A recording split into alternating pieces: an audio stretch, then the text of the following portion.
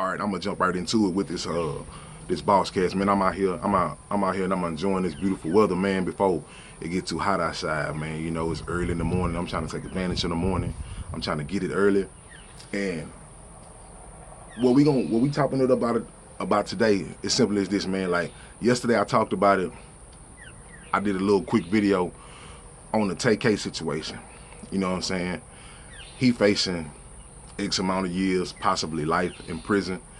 I know he was involved in some type of crime, so I get it. You know, I get it. You do the crime, you know, you got to do the time. I get it, but it's a process that go into this thing to make sure that to ensure that your convictions is harsh and to ensure that people show you no sympathy. You know what I'm saying? What I'm saying is that if you look at the judicial system, right? 90% of the times, and I ain't big in statistics, it's a phrase, but majority of the times when they come and arrest somebody, you know, they kind of know your involvement of the situation, especially if they got concrete evidence that you're involved, right? So if they got video of you committing this crime, this is my thing of when you commit a crime. If you got me, right, on video shooting and killing somebody, I should be convicted, starting my sentence within the next 2 weeks. You know what I'm saying? There's no need for me to wait behind bars 4, 5, 6 years for a trial that you already caught me red-handed in doing the crime. You see what I'm saying? But there's a transformation process, and it's not just with youngsters, it's with older folks too. It's pretty much a transformation process with damn near any and everybody who go to prison, to make sure that the sentences become harsher, because they need these people in the courtroom to see you in a certain light that makes it easier for them to stick the convictions to you. It makes it easier for them to stick the sentencing to you. It makes it easier for you to not find, you know, no sympathy from the jurors, no sympathy from the judges, no sympathies from anybody involved in that case. You understand what I'm saying? It's a process, it's a transformation process that they allow you to go through. And what that is that they'll have you sitting in prison, right? Waiting on a trial. And every entity that can attack you, that can aid you, that can stress you out, that can transform you into looking more like you committed that crime. You understand what I'm saying? Like, say for instance, my uncle, right? My uncle serving pretty much a life sentence in prison. You know what I'm saying? He been in prison for 20 years, and he ain't even up for parole for another 20 years, and he kind of already know he ain't gonna do it. Now, this is the thing about the situation. He went to prison for allegedly killing X amount of people. Well, I say X amount of people because it was supposed to be a multiple murder. You know what I'm saying? It was supposed to be more than two murders that happened. You know what I'm saying? Like, to be honest, it was supposed to be like a 6-person murder. You know what I'm saying? That he pretty much took the fall for, right? They really didn't have no conclusive evidence. You know, you always have he say, she say, and what people say they saw and what people say they heard, and you know, you have that stuff. They really don't have anything concrete. But what happened is, say for instance, my uncle went to prison, right? First of all, he already got a background, so he already had a background previous. So having a background previous to that is going to already stick it to you, regardless, because now they're looking at you like you're a habitual criminal, you're a habitual felon, you're not going to learn. So that works against you. Now, this man goes to prison, right? 5'9", 170 pounds, right? Okay. I'm not saying that a 5'9", 170 pound man can't be strong, can't be quick, can't be menacing, I'm not saying that. So the lady who he allegedly killed, she was around 6 foot, maybe about 220 pounds, who was supposed to be his girlfriend, right? Then another man he was allegedly supposed to kill was around 6'5", you know what I'm saying? 6'5", maybe around 240 some pounds, you know, a solid physical man. And then pretty much the list goes on. Now, stature-wise,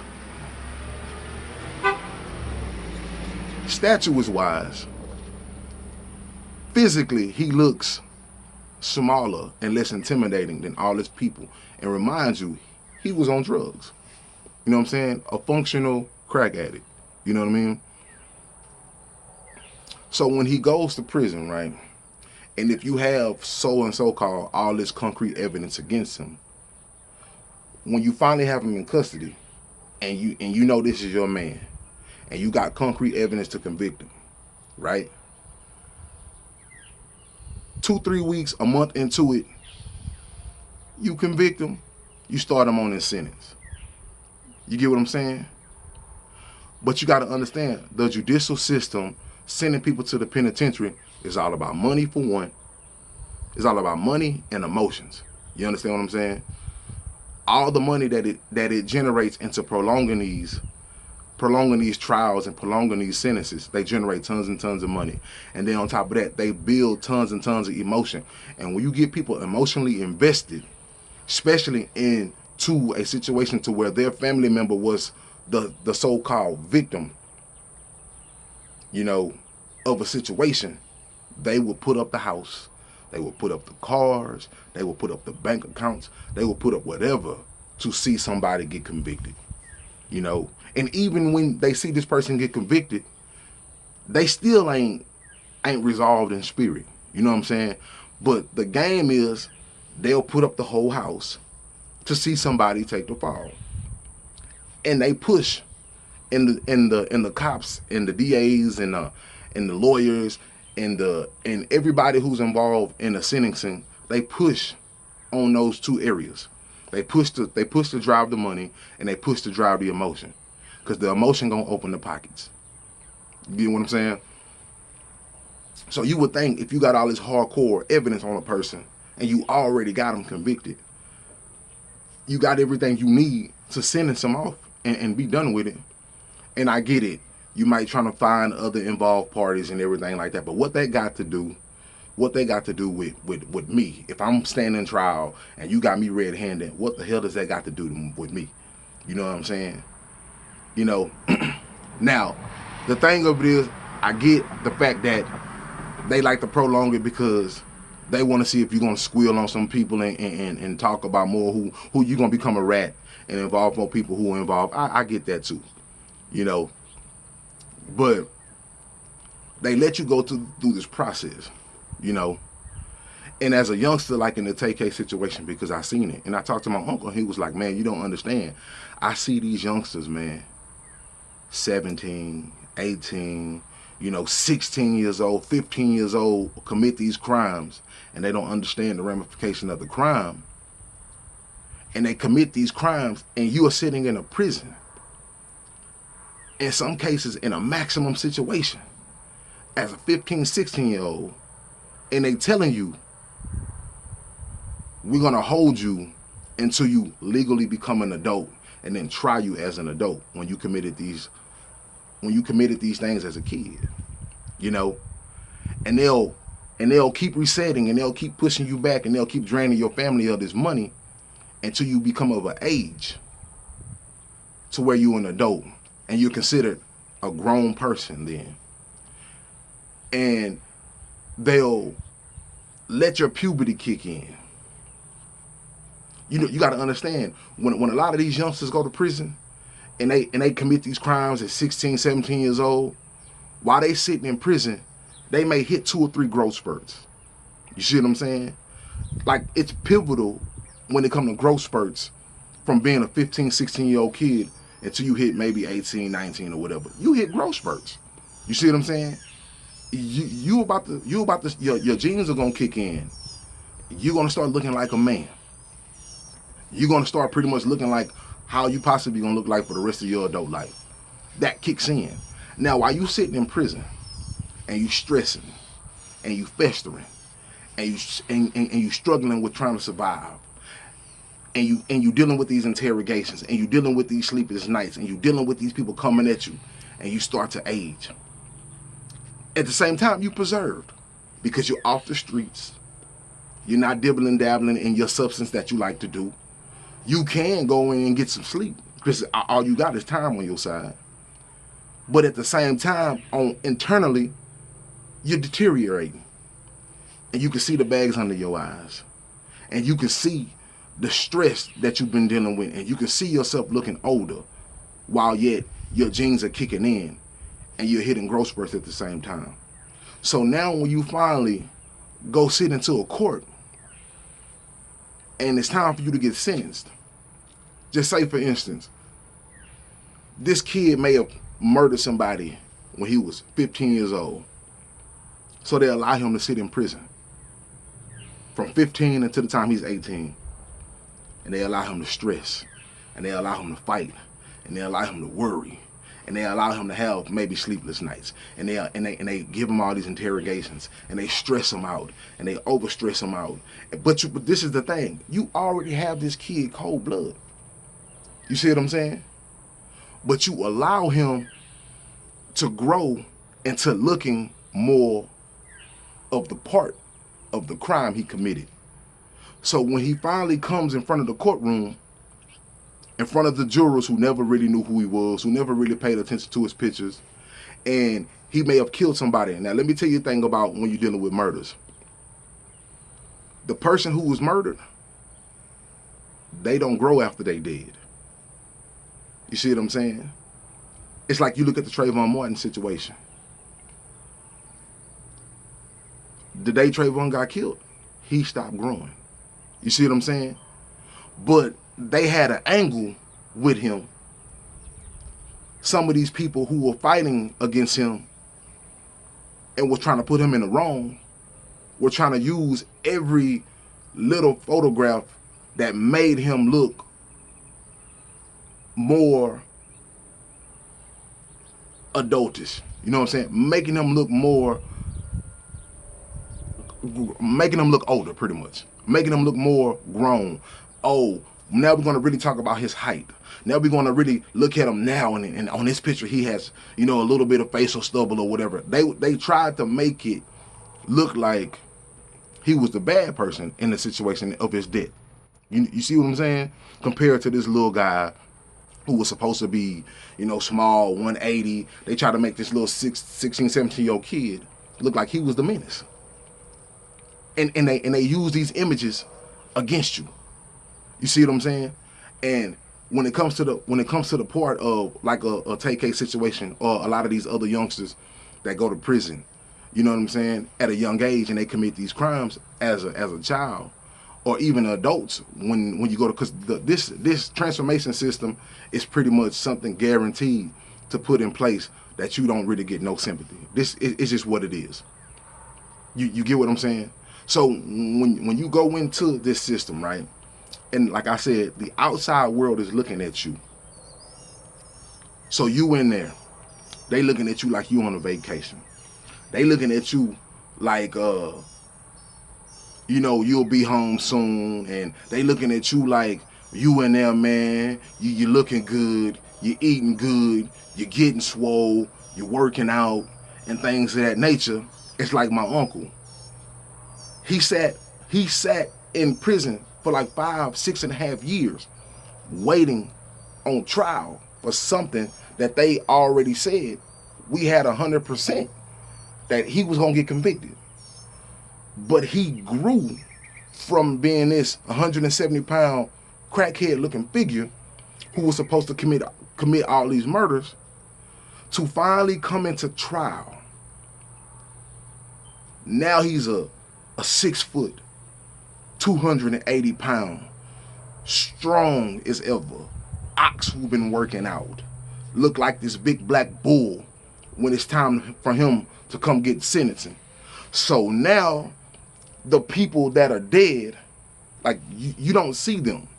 You don't see their transgressions. You don't see the pictures where they're out there terrorizing. And I get it. That's the game they play. But now this person who was going up fighting for their life You look the part now. You've been stressing for 4 or 5 years. You've been worrying for 4 or 5 years. But you've been growing for 4 or 5 years.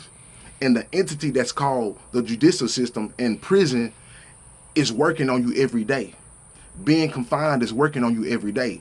Being confined is driving you crazy every day. So now that you come and sit in front of a judge and a jury, you're looking and you're acting like the animal that they always portrayed you as. You get what I'm saying? So now, when you come in and these growth spurts are kicking in, and you're looking the part, and these people look in your eyes, and they don't understand that prison has been beating my ass for the last 3 or 4 years. They don't understand that realizing that I'm probably going to be in here for the rest of my life if I'm convicted has been beating my ass. They don't understand that. And this is not what I'm saying. Is this is part of the cards that they have stacked against you going in. So when you out here and you are committing these crimes, you have to understand. I tell youngsters like this, man. When you're out here committing these crimes, once you in, it's hard to get out. And once you're in the system has another system to damn near ensure that you stay in there for a while. You get what I'm saying? On top of everybody who's going to be ratting and snitching on you so they can stay free and you can stay locked up if you involve other people in your business. The system has another system. The inside has an inside to ensure that you stay inside, to ensure that you see some type of time. And you go in there and you let your transgressions fester and you look like the part now. You look like the psychotic person. You're acting like the psychotic person. You probably didn't even educate yourself while you was in there, so you don't understand none of the terminology that they're throwing against you. Now you're losing your temper.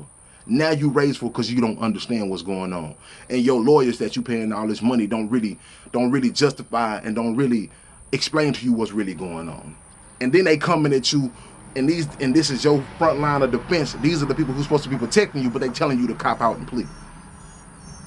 And you don't really understand nothing. You really don't understand nothing. And all this is taking a toll on you. And now you're really looking like this deranged person that the system has made you out to look like. Every time they post your picture, it's not of your happy days. They don't gonna find your happy days.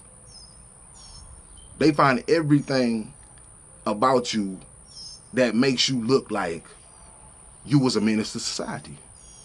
Like, you don't understand. Like, I have to understand, man, like, dealing with doing these crimes and doing the life of crimes, I understand, man, y'all be out there and y'all be doing stuff and everybody be looking for a way to come up, but y'all just don't understand how the deck is stacked against you once you get in there. You know what I'm saying? Don't you understand? When these people who go into prison and they beat these murder cases, man, you know what they be up against? And you got to understand, a lot of these people are people who got money, but you see the stress that comes on them. You see the money that they spent. Like, you got to understand. And these are people who are, so and say, you know, deemed as millionaires that you think have money to buy everything off and make it go away.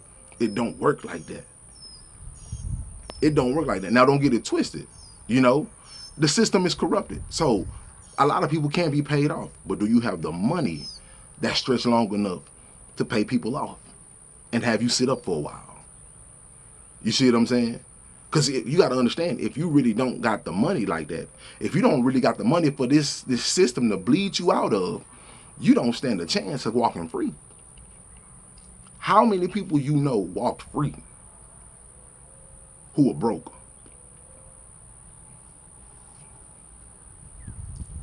It very seldomly don't happen, man. It don't happen. And they will railroad you like they've been railroading people for years.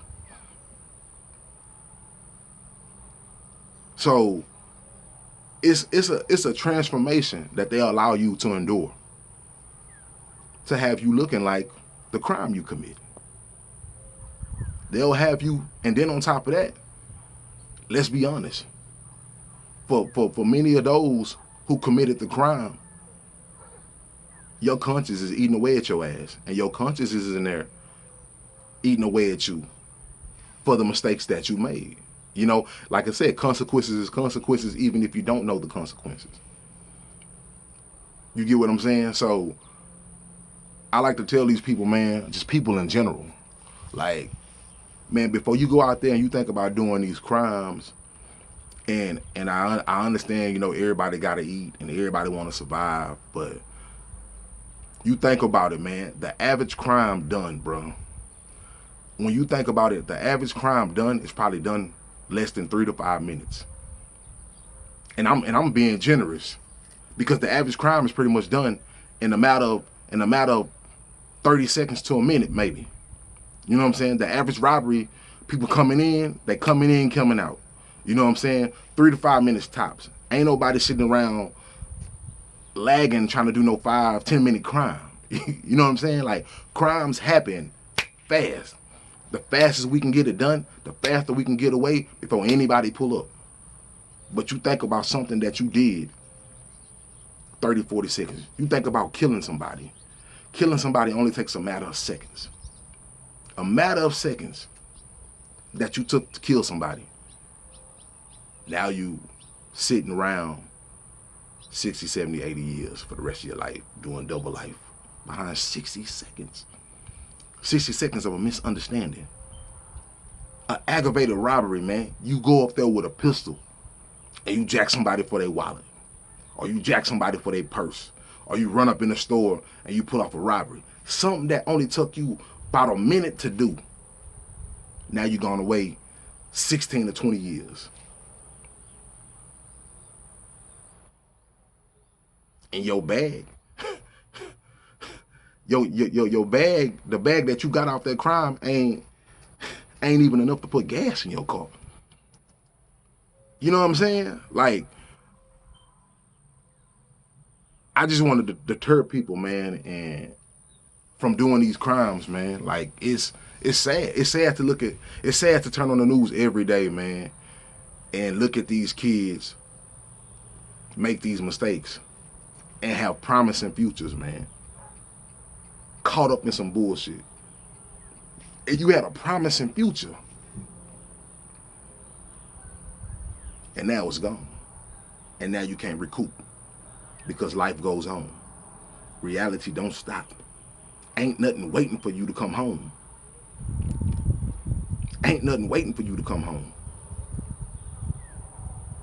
So, but that transformation that they allow you to go through in prison, man, and they'll sit there and they'll let you be in solitary and be around people who, you know, are going to bring more negative to you than positive, and allow you to stress your way into looking more like you're the person who committed the crime, and put you in a position to where you're not gonna get no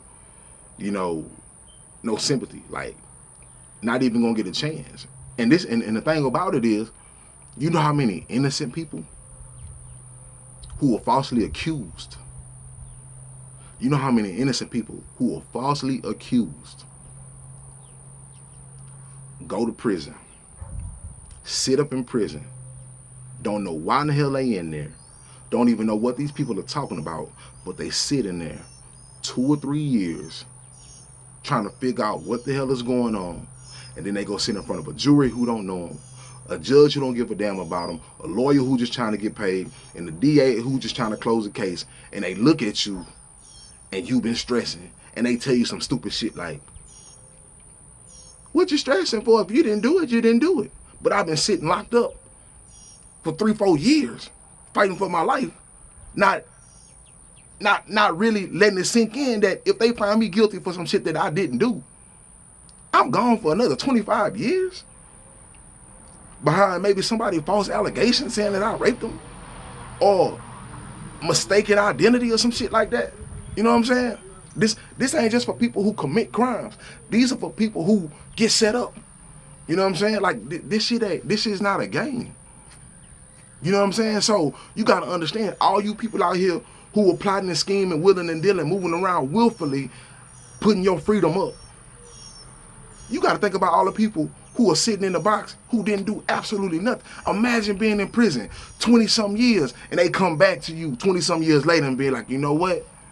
We finally decided to crack open the case and look at the forensics and it wasn't you. We're sorry. After 20-some years?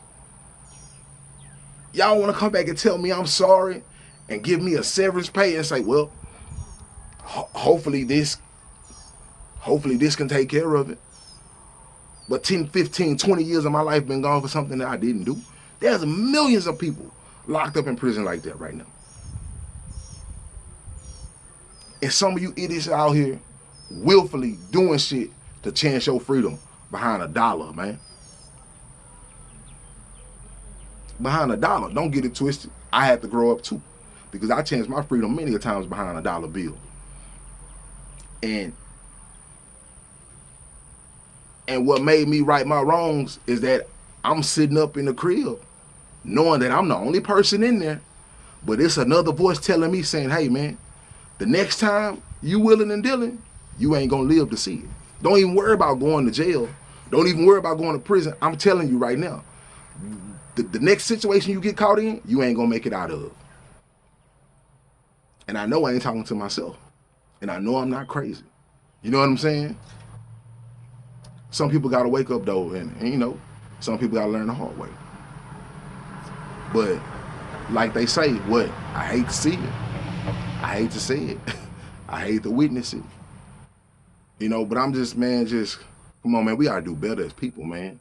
Because the system has a system within the system to keep you locked in the system. It's just the reality, man. It's just the reality. So when you see a lot of these kids, and I know we let the jokes fly. I know we let the jokes fly. And I get it. Like I said, life don't stop. Life goes on. Especially when you were actually involved in the crime. Because I'm not saying that I don't want these people to not serve the time for the crime they committed. But what I'm saying is, like, we got to do better, like, the system to really just give people, you know, it's credit for credit. You know what I'm saying? Like, I'm crediting you for what you done. You know what I'm saying? So you got to ride for what you done. That's cool. I ain't mad at that. If I committed the robbery and you caught me cold-handed, let me all right, that's cool. I got to do my time for that. You know what I'm saying? But when you stacking the deck up on people, you know what I'm saying? And you got this system in place. And these people know it, man. You got to understand, the judicial system know it, man. The courts know it, man. The judge know it, man. They got psychologists in there going to visit you, man, making sure that this system is in play. They got psychologists coming there delving in your brain to make sure this system is in play, to make sure that this system is working, to make sure that you are lost in the sauce. So when you go sit in front of these people, man, you just take this 50 years, man. You ain't remorseful. You ain't sorry. Look at your eyes. You look like you'll do it again. You know what I'm saying? They got tons of people that's working against you, man. Especially for us being young, you know, black males, man, in this wicked country, man, in this wicked world, bro. Like, we don't stand a chance, bro. So why y'all willfully out there chancing y'all freedom like that, man? I know the money get good sometimes. I know the love from the women get great at times. I know the respect, it gets great too, man. You know? I know it do. But, you know, it's to each his own though, man. Let me get off the soapbox, man. I just wanna let people know, man. Like I said, I'm tired of seeing people willfully slip up. You know what I'm saying? I'm tired of seeing people just give it away. We're giving it away. We're making it easy for these people to lock us up. We're making it easy for these people to hide us, man. We making it easy. I don't know. I'm out of here, man. Boss Cash, man. Your boy Messiah Boss, man. I'm outside. I'm starting to sweat, man. Yeah, it ain't nothing but about 9 o'clock in the morning. But I don't know, man. I just hope people just wake up, man. Wake up, wise up, rise up, elevate, and just put that encouragement out there so your brother and sister, man, can know that, man, that there's some people fighting out here on your behalf. You know what I'm saying? So until then, I'm out.